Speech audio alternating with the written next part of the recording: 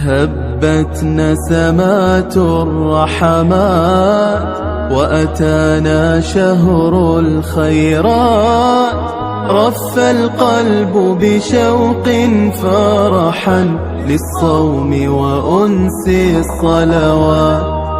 الحمد لله والصلاة والسلام على رسول الله وعلى آله وصحبه ومن والاه، ثم أما بعد.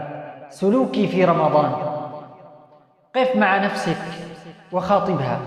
لقد كنت أظن أن الحياة متع وشهوات يعبئ منها المرء كيف شاء بدون حسيب ولا رقيب، وأن له أن يتمتع بلذائذها وإن كانت فيما لا يرضي الله جل وعلا أو كان فيه التعدي على الآخرين.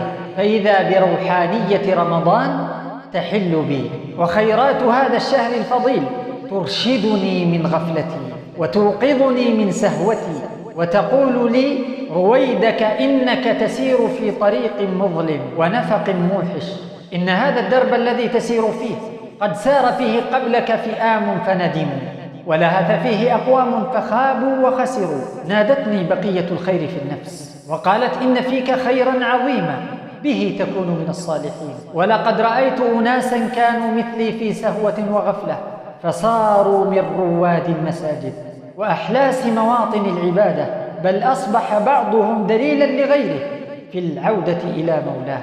فقلت لنفسي: ولماذا لا أكون أنا مثلهم؟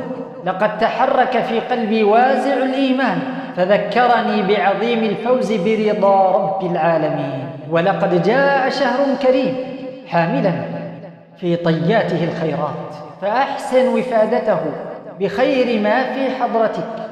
كيف وهو شهر أيامه قليلة، أياما معدودات اختارها الله لفريضة الصيام، واختار لياليه لنزول أعظم بيان، شهر رمضان الذي أنزل فيه القرآن.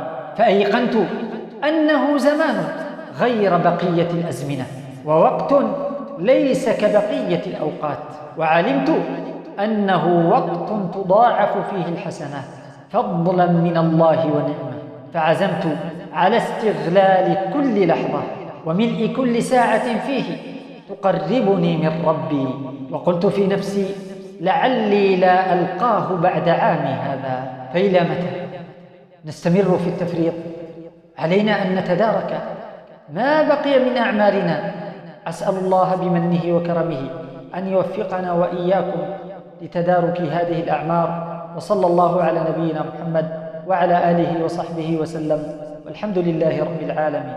يا رب أعنا واجعلنا ممن يسبق في الخطوات.